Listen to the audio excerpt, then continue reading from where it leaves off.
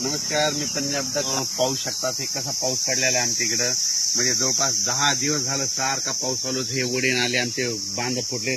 10 दिवसापासून आमच्या शेतामध्ये वापसा नाही. राज्यातल्या सर्व शेतकऱ्याला सांगू की आज पण दुपारी 3च्या नंतर राज्यात पुन्हा जोरदार पाऊस पडणार आहे म्हणून हा अंदाज. म्हणजे हा पाऊस 25 तारखेपर्यंत खूप पडणार आहे. त्याच्यानंतर 26, 27, 28, 29, 30ला थोडा कमी प्रमाणात होईल. पण त्याच्यानंतर मध्ये सांगायचं झालं 30 मे पर्यंत असा थोडा भाग बदलत पाऊस पडणार आहे.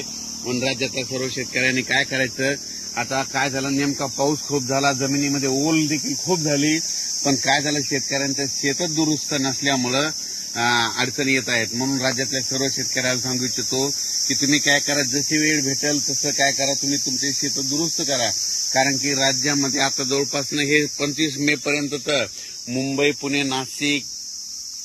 पुणे नाशिक नगर जिल्हा मुसळधार पाऊस पडणार आहे म्हणून हा अंदाज लक्षात आहे.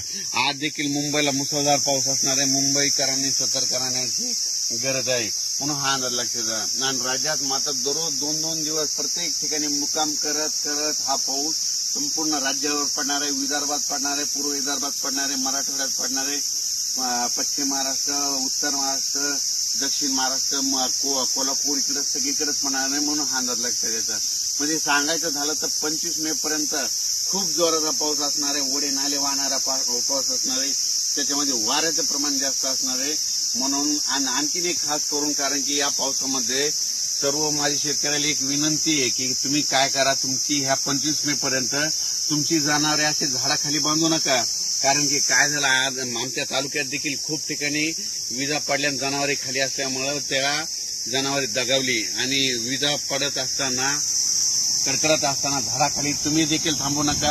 आपले पाळीव प्राणी देखील बांधू नका. माझी सगळ्याला विनंती आहे. कारण की मध्ये काय झालं, महाराष्ट्रभर बघितलं तर विजेमुळे खूप शेतकऱ्यांचं पशुधनाचं खूप नुकसान झालं. माझी परत विनंती की विजा कडकडत असताना झाडाखाली थांबू नका. डायरेक्ट घर जवळ करा, पण कुठं म्हणजे झाडाखाली निवारा घेऊ नका, ही माझी विनंती आहे.